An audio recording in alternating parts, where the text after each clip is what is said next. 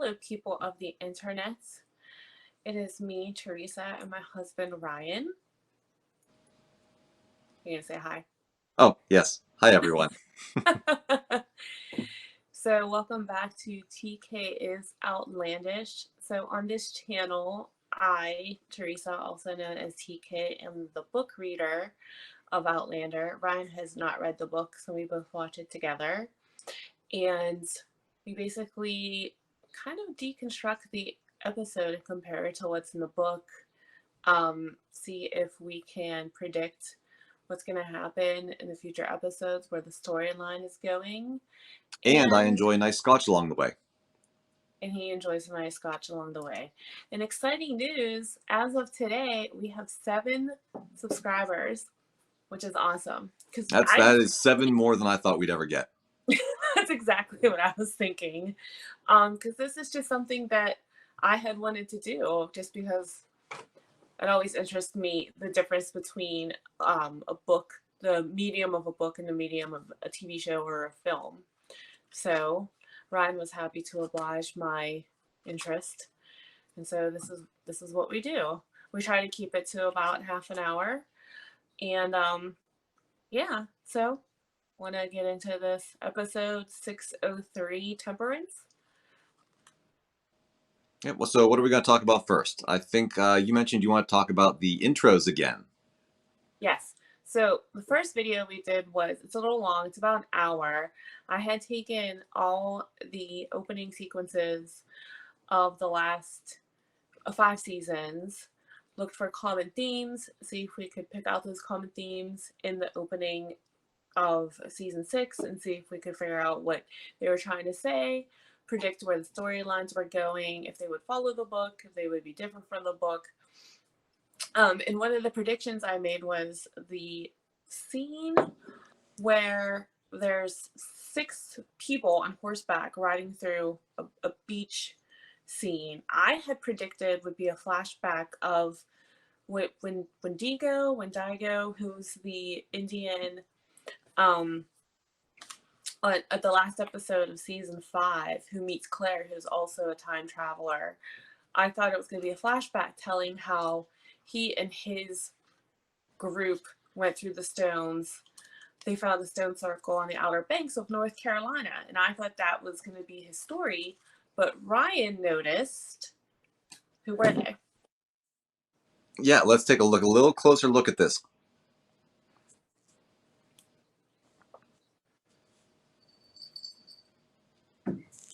Can you see them in that one? Well, I'm on my phone, so. All right, let's just jump to the bigger picture here. So you just tell me what you see. Okay, I can see it better now. I see a white horse at the head. I do see the 3 people in the back do look like Native Americans with bows and arrows. And what do you see?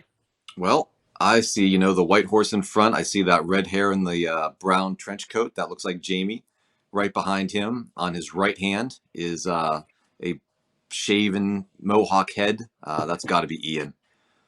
Right behind Ian is another Indian with a red outfit, and that's going to be Sun Elk, who's someone we're going to learn about. We've seen him in the past episodes, but we don't really know his name. I don't think we've learned his name just yet. The person behind Sun Elk, I can't really tell. Just looks like another Native American. And then behind that is John Quincy Myers. That I'm hat. so happy. I really like John Quincy Myers. I will be really happy if he makes an appearance. Yep. And then those last 2 in the back, just kind of random Native Americans. And yeah, so that's what that entourage is. Who knows where they're going? I have no clue. I do not. I mean, the book this is based on is like 900 pages.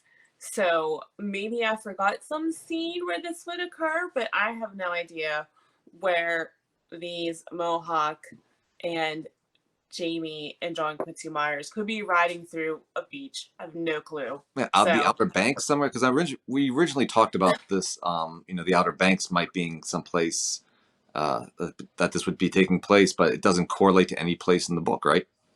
no, I can't. I mean, maybe along the beaches of Wilmington, but I have no idea why they would be in Hmm. Wilmington. No clue. Yeah.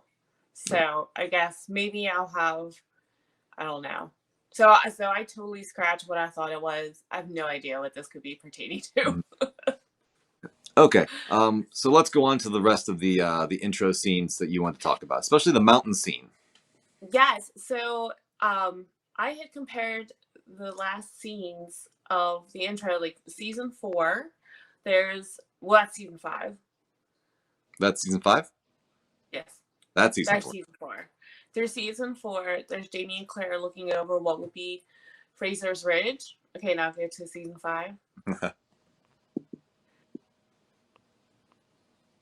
And there they are again with his fiery cross looking over Fraser's Ridge. So I assumed that them looking over the mountain was Fraser's Ridge again, but go to this season.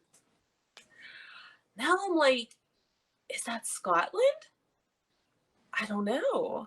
But I then when mean, I compared, it might just look different because it's snowing and everything looks like just darker and I know that's what I thought too. And there murkier. So was, Scotland. yeah, I know, but I don't know. Maybe it's just my imagination because I was it was just this time I saw it. It just kind of looked like Scotland. I don't know what it was about. Now see, now I'm like, I don't know. But now when I compare it to, it doesn't look anything like season 4. It kind of looks like maybe it's the same mountain range as season 5. It's hard to tell with that cross there. It's kind of Yeah, yeah. It looks blocking like it some of the view. might I be the mean, same. But maybe it is. but I agree that season 4 is definitely different. Yeah. And I thought where they're standing in season 4 scene is where they built the fiery cross. So it being different than season 5 doesn't make sense to me. But maybe it's just a different spot. Right. Um Yeah, of course, it's all a green screen in the end, but still. Yeah, they're pretty good with I don't consistency. I mean, they know what they're doing. right. So if they made it Yeah, different or if they made it the same, I'd trust they did that intentionally. yeah. So anyway, so I don't know. Now, so I thought, is that Scotland? Did they end up in Scotland at the end of the? Is that going to be like the end scene of the end of the season? Well, is That there they'll something in the books that may say they go back to Scotland? Oh yes, there is. But they don't Aha, get there till aha. the middle of book 7. Okay, but So as so we've this learned, they jump around a whole lot from book to oh, book. I've said this before, but I really hope they skip like the first part of book 7 because it just I couldn't even read it again. It doesn't get good until they get back to Scotland, and I've seen other comments from other fans that say the same thing. So I don't know. So, but anyway, getting into this specific episode. Mhm. So we both had said that this episode didn't really progress the storyline a lot. There wasn't a lot of action, but there was a lot of character development and relationship between the characters, I thought it was which it great. had. Yeah, I loved it. Mhm. I thought this was a great episode. It was a nice. I felt like it was kind of like a break from the first 2 episodes. Of course, we are getting back into the swing of things now. Except for that first scene when I saw. Okay, I'm gonna try to say it the French way. Henri Christian. Does that sound Eh, good? Do I speak French? Henri When I saw him Christian. I feel, dude, do they roll the R's more? I don't know. I can roll all my R's, but I don't know if I should. in but when I saw that baby in that basket, like me being a mom, and I know it wasn't a real baby in the basket, but I was just, oh, I teared up a couple times during this episode. But Roger, And full disclosure to our viewers, I don't care if they know. It's we have yeah, two sons, young sons with Down syndrome. So having yeah, a child with a disability really hits close to home. that's why I really, really bonded with Marcelie, in the book and in this season, just how she like, as a mom, um So yeah, that's why I was like, I was wondering if I'm just gonna call him the baby, if the baby would have dwarfism or not. But You can call him Roger, Christian. I mean, Roger calls him all Christian in right, this scene. that's true. Roger just like taking action and just being like, "You will be dragged to hell." Oh, I loved it. Like, Oh, because all he does, Roger losing his yes, shit. That yeah, was phenomenal. I loved every hmm second of it. And I get it. He did it to kids, and like, yeah, you shouldn't yell at kids like that. But yeah, these you should definitely yell. Like oh this yeah. really the point needed drilled home. And the other thing that too, and I was thinking about this is like Roger's always been the character. He's like not really sure where he fits in the 18th century because he was a history teacher and he can't hunt, and he was like, I can't be a soldier. I don't know how to do this stuff. And the way he just like He kind took of takes command. it. He really took command of Yes. that situation. Yes. Props to Roger. Go Roger. Yep. Yep. A plus on that one, Roger. hmm But in the book, this actually takes place later. There's gonna be, I saw a clip, um I guess that was like a trailer of what's gonna happen this season, and I saw a clip that indicated that there's a storyline from the book where a bunch of people on the ridge get very ill, and Claire is one of them, and she's pretty much in the book she's pretty much unconscious for like a week. So I think that's gonna happen. I know I saw a scene that indicated that's gonna happen. And so that's when this incident happens, when Claire is very sick. And so it's told in flashback. So I'm glad, as always, I always said, like the writers say, if you if you can show something, you're gonna show it. You're not gonna have an actor sit there and tell a story like this if you can show it. So I'm glad that they showed it. Um And in relation to this scene, all the other scenes throughout the rest of the episode, which we won't go into detail, but like the mhm, poker scene and the church scene at the end with mhm, Roger, all of them, the kids, they gave those kids a healthy dose of reality there, a healthy dose of yes. 20th century reality. Yes. I still think I predict that Andre Christian is not going to survive the season because for a lot of reasons. And one of the reasons is I think it's very difficult to cast and work with children in general because if you've noticed, except for the older boys and Jermon, the little actor did such a good job. Like the other kids, like Jenny, Felicity, Joni, they're kind of like just around. They don't really do too much acting. They're just kind of like, there they are, and you just go play. It's just kind of to remind the audience, yes, there's still children around here. So I think if they can avoid casting another child, Hmm. they might they might So, just yeah. So, are avoid you going to that. stick to your guns and say that Henri Christian dies next episode? I don't know. That was my original prediction. Now I don't know because they established, you know, the Fergus came back and there was like this acceptance and they really like placed him, at the heart. But that would make it hard. That would make it even more heartbreaking Yeah, if he weren't yeah. there. I If don't he know. weren't there. They did. So, They spent all this episode just building him up and saying like, yes, this kid hmm deserves a place here. We'll fight for him. We'll do whatever it takes. He's gonna have a good life. hmm And then if he dies, man, that's gonna be hmm rough. and that's why when Fergus, moving on, when Fergus was telling Claire his story about how he knew, um he had I guess a friend, Luke, that was a dwarf, and what happened to him, and that like hits home too, and then you see where Fergus is coming from because it's the um beyond just like he couldn't protect Marsler or stuff. He feels guilty and he wants to protect his son. He doesn't know how he can, and he knows that it can be, a rough world out there. It can be rough now, let alone in 1773, which I figured out this was 1773 because or no, it would have been, no, I take it back. It would have been 1774 because they mentioned the Boston Tea Party, which happened December 16th, 1773. by the time the news hit them, we figured it would probably be like January or February. Yeah, it would have been at least a This couple was weeks. I'd say before. late January would be a good guess. Maybe February even. Hmm. But yeah, the scenes between Marcelly and Fergus were so good. When Marcelly, went at him and dumped that beer on his head and just, you know, Yeah, Marcelly is she is the quintessential strong woman. Um, yes. and depending on how the actress portrays them, you know, they can hit or miss that mark. She is doing Hmm. an amazing job portraying that, and Yeah. she's doing great.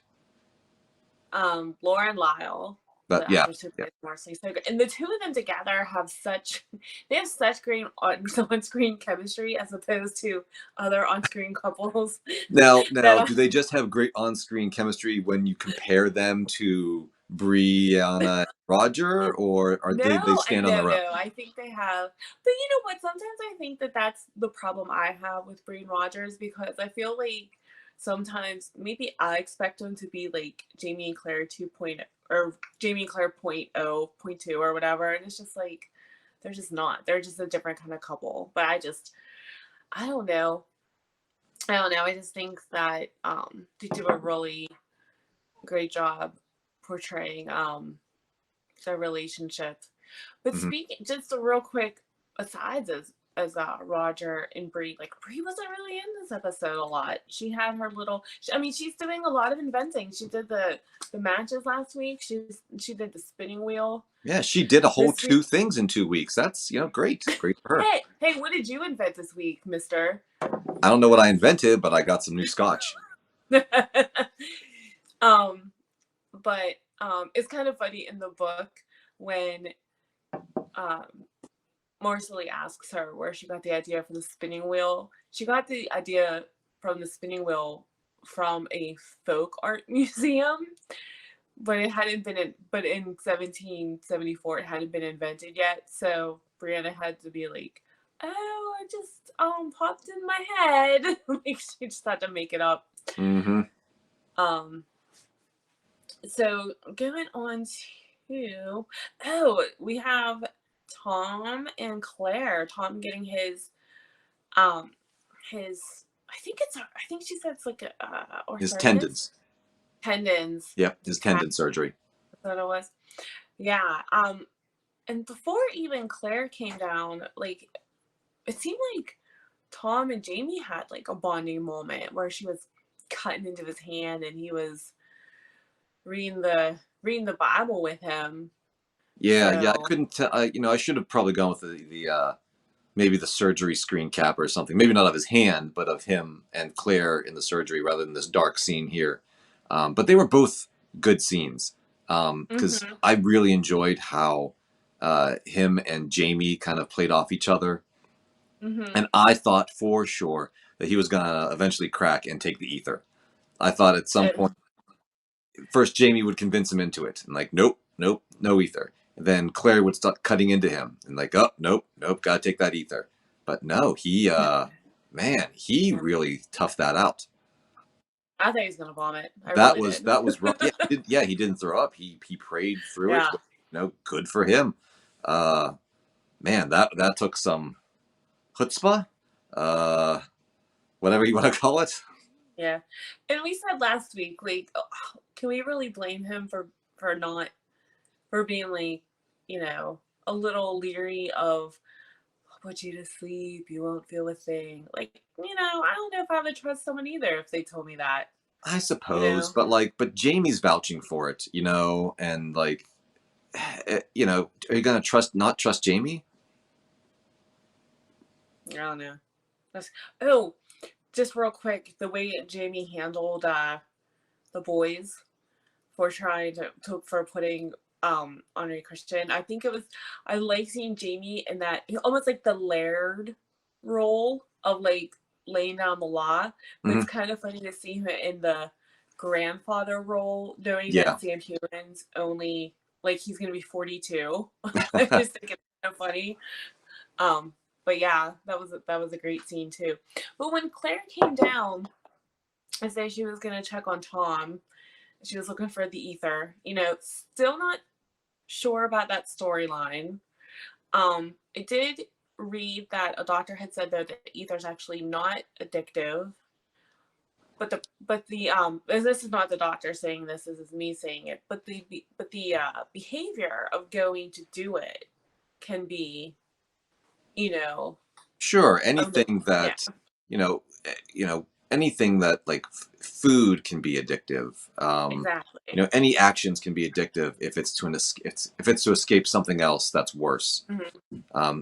Addiction is not a chemical; it's a mindset.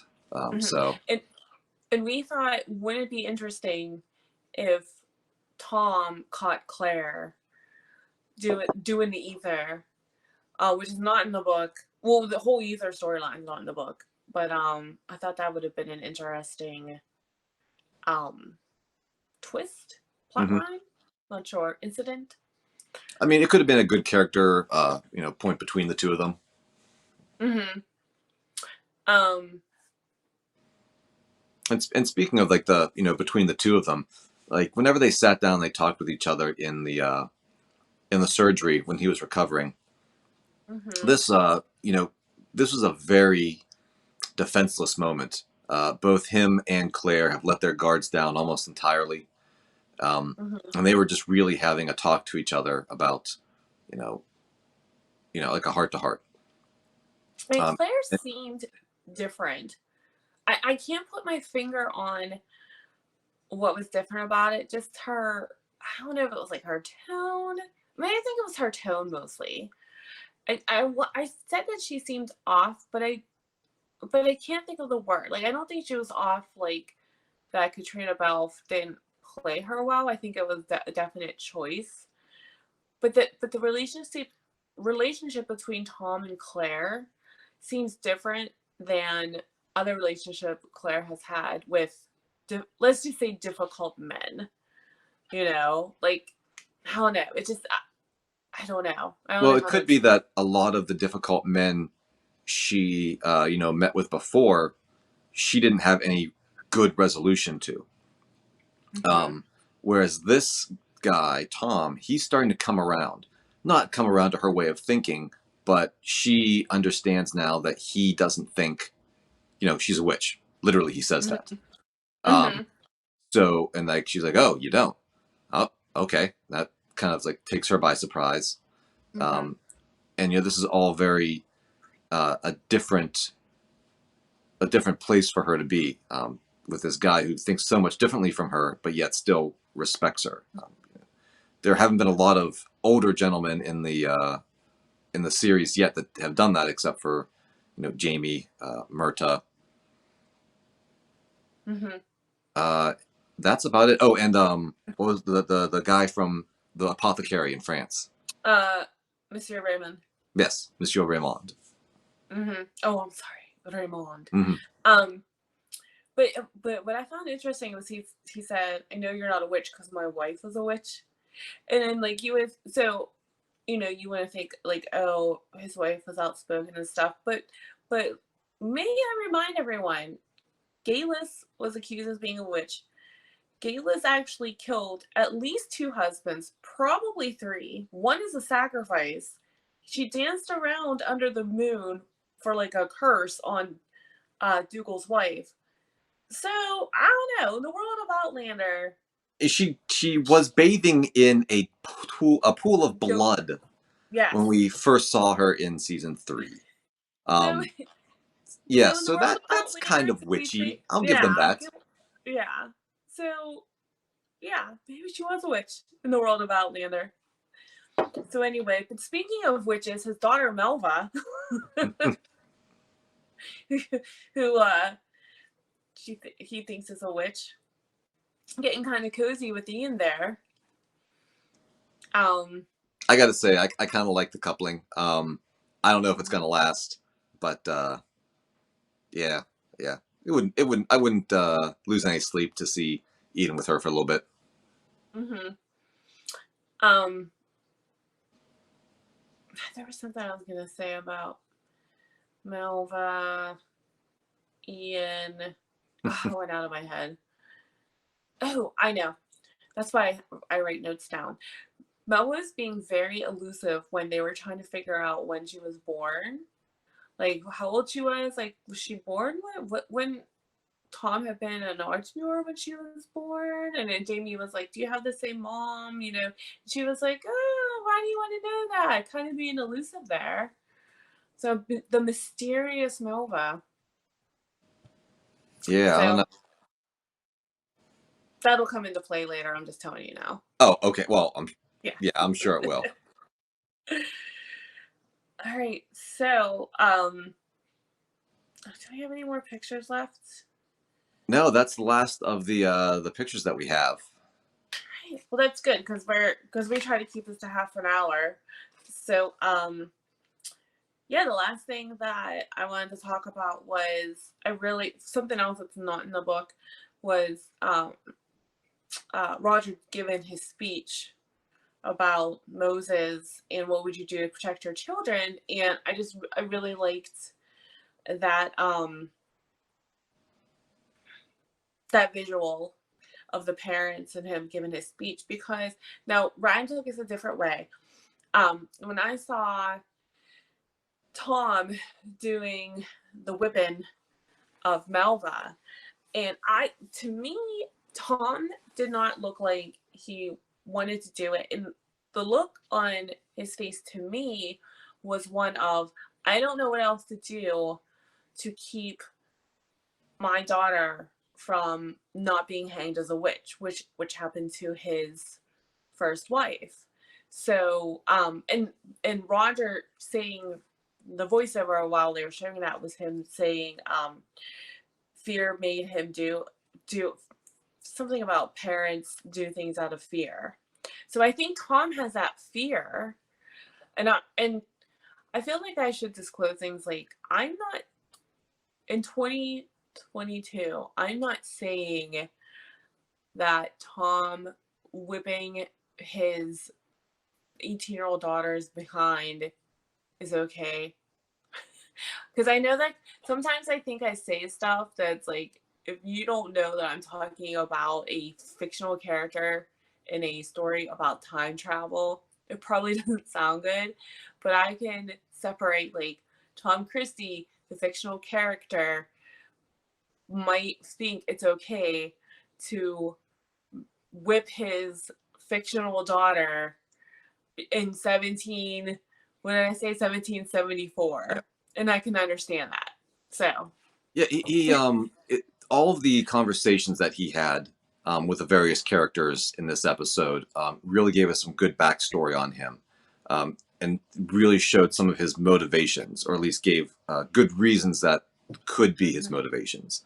His wife dying is a great motivation to make his daughter, just keep your head down. Don't do anything that would make you stand out. And he just wants her to survive, get married, have kids, don't get burned at the stake, the little things in life. mhm, Um, and he just doesn't have the repertoire of discipline techniques to do anything other than whip.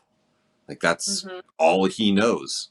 He's and a lot of guys back then, a lot of fathers, I guess, and husbands. That's like the one trick pony. That's what the answer was for everything. Did you notice it's the same thing? Because in the book, what happens is Claire witnesses him whipping her with hickory sticks, not a belt, but this belt. It's the same thing that Jamie beat Claire with back in season 1. But in the book, when Claire says, "Hey, I think you should talk to Tom about this," Jamie's like, "Why?"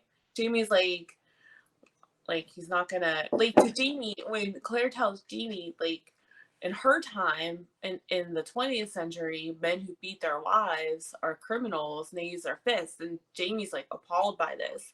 He thinks there's definitely a difference between a man who beats his wife like he's beating a man. It's completely despicable and completely different than his own father would, you know, give him a spanking with, until he was like 14 years old. And there's further So, differentiations, they have between, whipping with a belt and getting, lashed with a bullwhip like Jamie got on his back. mhm, mhm, There's exactly. it's just completely different. Like, of course, whipping with a belt's fine.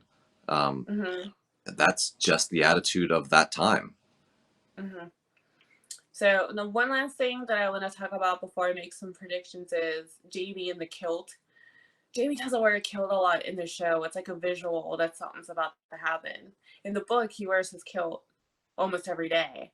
But as soon as you see Jamie in a kilt, you're like, what's going on? Like something's gonna happen. And I just thought that scene with him and Fergus was just like, I think that made me tear up too. Because he's like, well, it's funny though because like Fergus is like his son, but when Jamie got him when he was like 8 years old, Jamie was only like 23 or so. So, but so I think that wraps it up for this episode, and then I'm gonna make a prediction for the next episode with the trailer we see. The title is Hour of the Wolf, which is a chapter in this book, in this 1,000-page book that it's based on. And it has to do with Ian. I think we're gonna find out what happened between Ian and his Mohawk wife. We're gonna find out who Sun Elk is. There's got to be a secondary story that they didn't show, but I'm not sure what it could be. It could be the Lizzie Beardsley twin storyline, which that's gonna progress. Let me tell you. Um, in the next couple episodes, 605, Give Me Liberty, I think they're going to have a barbecue with. Uh, Jocasta's going to show up again. They're going to go to Jocasta's. They're going to have a barbecue for Flora McDonald, who is a historical figure who helped Bonnie Prince Charlie escape after Culloden. And then we're gonna have 606, The World Turned Upside Down is gonna be the episode. And I predict that a huge revelation is gonna happen at the end of 605. I think Stars is gonna take a break. I don't think they're gonna show all 8 episodes in 8 weeks. I think they're gonna extend it. So I think there'll be a break between episodes 605 and 606. That's all the further I'm gonna go. Now, I don't know when the storyline about. I know there's going to be a storyline about the sickness that hits the ridge. I don't know when that's going to be. That So feels those like are they my. could kind of insert that anywhere. Um, What's I'm telling you now, it's got to be before. It's got to be whenever the big revelation happens.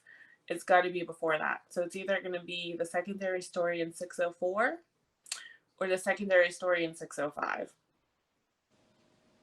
So okay. All right. That all sounds great. I'm looking forward to 604. I'm looking forward to everything. 1 week at a time. Yes.